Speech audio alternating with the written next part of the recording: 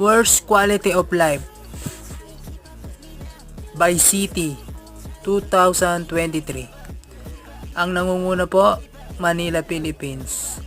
Nandyan rin po yung Jakarta, Ho Chi Minh, Cairo, Bangkok, Shanghai, New Delhi, Mexico City, Bogota, ayan, Beijing, Buenos Aires, Istanbul, Milan, Cape Town, Toronto, Singapore, Chicago, Prague, tapos yung pinaka high quality, The Hague, Netherlands yata to, Hague, Luxembourg, Amsterdam, yan, matataas ang quality of life. Pero sa atin, yung worst is number 1 tayo, yung Manila, Philippines. Yan, nandyan din yung Tokyo, 161, Miami, 106. So, ayun, mixed emotion, masaya o malungkot.